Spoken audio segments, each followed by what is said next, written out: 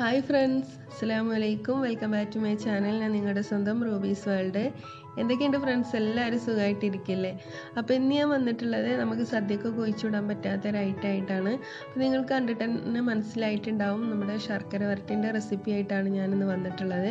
അപ്പോൾ വളരെ ഈസി ആയിട്ട് എങ്ങനെ നമുക്ക് വീട്ടിൽ വെച്ച് തന്നെ ഇത് ഉണ്ടാക്കാൻ നോക്കാം. കടയിൽ നിന്നൊക്കെ വാങ്ങണമെങ്കിൽ നമ്മൾ ഒരുപാട് റേറ്റ് കൊടുത്ത് വാങ്ങണം. അപ്പോൾ വീട്ടിൽ തന്നെ വളരെ ഈസി ആയിട്ട് ഇത് എങ്ങനെ ഉണ്ടാക്കുന്നു എന്ന് കണ്ടു നോക്കാം നമുക്ക്. അപ്പോൾ ഇതാ ഞാൻ അതിന് വേണ്ടിയിട്ട് നമ്മുടെ പച്ച നേന്ത്രക്കായ എടുത്തിട്ടുണ്ട്. അപ്പോൾ ഇനി നമുക്കിതൊന്ന് തൊലി കളഞ്ഞെടുക്കണം. അപ്പോൾ ഏകദേശം 1 കിലോ ഉണ്ടാവും ഈ പഴം. അപ്പോൾ ഞാൻ ഇതിൻ്റെ തൊലി കളഞ്ഞെടുക്കുന്ന രീതി ഇങ്ങനെയാണ്. നമുക്ക് കത്തി വെച്ചിട്ട് ഇങ്ങനെ ഒന്ന് വരഞ്ഞു കൊടുത്തതിന് ശേഷം ഇതിൻ്റെ തൊലി ഒന്ന് ഇതുപോലെ എടുത്ത് മാറ്റിയാൽ മതിയാവും.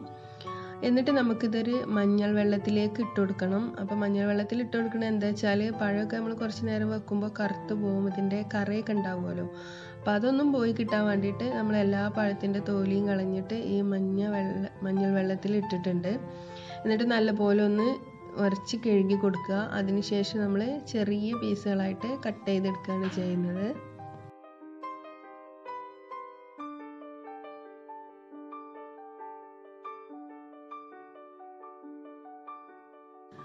അപ്പോൾ ഇത് അങ്ങനെ മുഴുവനായിട്ട് കട്ട് ചെയ്തെടുത്തിട്ടുണ്ട്. കട്ട് ചെയ്തിട്ടും നമ്മൾ മഞ്ഞൾ വെള്ളത്തിൽ ഇട്ട് കൊടുക്കണം.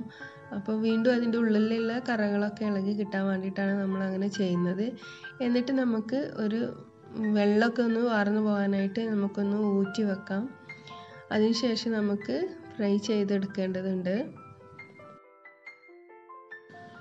അപ്പോൾ ഇതാ അതിന് വേണ്ടിയിട്ട് ഞാനൊരു പാനിൽ വെളിച്ചെണ്ണയാണ് എടുത്തിട്ടുള്ളത്. അത് ചൂടാകാനായിട്ട് വെച്ചിട്ടുണ്ട്. അപ്പോൾ അത് ചൂടായി വരുമ്പോൾ നമ്മളതിലേക്ക് കട്ട് ചെയ്ത് വെച്ചിട്ടുള്ള നമ്മുടെ കായ ചേർത്ത് കൊടുക്കാം.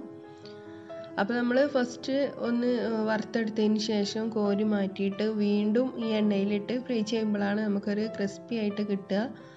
അപ്പോൾ ഇതാ ഞാൻ കുറേശ്ശെ ഇട്ട് കൊടുത്തിട്ട് ഒന്ന് ഫ്രൈ ചെയ്തെടുക്കുകയാണ്. അപ്പോൾ അത് ഫസ്റ്റ് തവണ നല്ലപോലെ ഒന്ന് വറുത്തെടുത്തിട്ടുണ്ട്. ഇനി നമുക്ക് രണ്ടാം തവണയും ഒന്ന് ഇട്ട് കൊടുത്തിട്ട് നല്ലപോലെ ഒന്ന് ഫ്രൈ ചെയ്തെടുക്കണം. അങ്ങനെ നമുക്ക് മുഴുവനായിട്ട് ഇങ്ങനെ ഫ്രൈ ചെയ്തെടുക്കാം.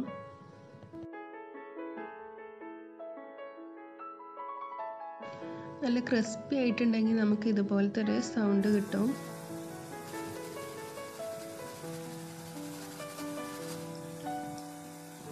അപ്പോൾ ഇതാണ് ഇതിൻ്റെ കറക്റ്റ് അളവ്. അങ്ങനെ ഞാനിത് മുഴുവനായിട്ടും ഫ്രൈ ചെയ്തെടുത്തിട്ടുണ്ട്. ഇനി നമുക്കിതിലേക്ക് വേണ്ടത് ശർക്കര പാനിയാണ്. അപ്പോൾ അത് ഞാനൊന്ന് അരിച്ചെടുത്തിട്ടുണ്ട്, അതൊന്ന് തിളപ്പിക്കാനായിട്ട് വെച്ചിട്ടുണ്ട്. പിന്നെ നമുക്കിതിലേക്ക് വേറെ കുറച്ച് ഐറ്റംസ് ചേർത്ത് കൊടുക്കേണ്ടതുണ്ട്, അതൊക്കെ ഒന്ന് പൊടിച്ചെടുക്കാം. അപ്പോൾ അത് അതിന് വേണ്ടിയിട്ട് ഒരു മിക്സിൻ്റെ ജാറിലേക്ക് 1 സ്പൂണ് ചെറിയ ജീരകം, കുറച്ച് നമ്മൾക്ക് ആവശ്യത്തിനനുസരിച്ച് ഓവറാകാതെ കുറച്ച് ചുക്ക് ചേർത്ത് കൊടുക്കാം. അതുപോലെ തന്നെ ഒരു 5 ഏലക്ക, 1 സ്പൂണ് കുരുമുളക്. അപ്പോൾ കുറച്ച് എരിവും മധുരമൊക്കെ ഉണ്ടാകുന്ന ഒരു പ്രത്യേക ടേസ്റ്റ് ആണല്ലോ. അപ്പോൾ പിന്നെ നമ്മൾ ലാസ്റ്റ് ചേർത്ത് കൊടുക്കുന്നത് പഞ്ചസാരയാണ്. അപ്പോൾ ഞാൻ 2 സ്പൂണ് ചേർത്ത് കൊടുത്തിട്ടുണ്ട്. ഇനി ഇവയെല്ലാം കൂടെ നല്ലോണം പൊടിച്ചെടുക്കാം. അപ്പോൾ ഇതാ ഞാൻ എല്ലാം കൂടെ അങ്ങനെ പൊടിച്ചെടുത്തിട്ടുണ്ട്. ഈ സമയം നമ്മുടെ ശർക്കര ഒന്ന് നല്ല പോലെ തിളച്ച് വന്നിട്ടുണ്ട്. അപ്പോൾ ഇനി അതൊരു ഒറ്റ നൂൽപ്പരുവാകുന്നത് വരെ നമുക്കതൊന്ന് കുറുക്കിയെടുക്കേണ്ടതുണ്ട്.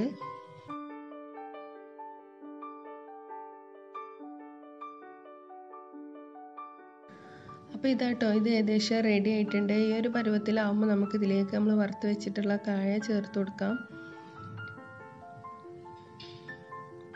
അപ്പോൾ ഇതാ ഞാൻ നമ്മൾ വറുത്ത് വെച്ചിട്ടുള്ള കായെല്ലാം ഇതിലേക്ക് ചേർത്ത് കൊടുത്തിട്ടുണ്ട്. ചേർത്ത് കൊടുത്തതിന് ശേഷം നമ്മൾ നല്ല പോലെ കൈയെടുക്കാതെ ഒന്ന് ഇളക്കി കൊടുക്കണം. ഈ മധുരമൊക്കെ നമ്മുടെ കായയിലേക്ക് പിടിച്ചിട്ടാൻ വേണ്ടിയിട്ട് എല്ലാ ഭാഗത്തേക്കും ആകുന്ന രീതിയിൽ നല്ല പോലെ ഒന്ന് ഇളക്കി കൊടുക്കാം.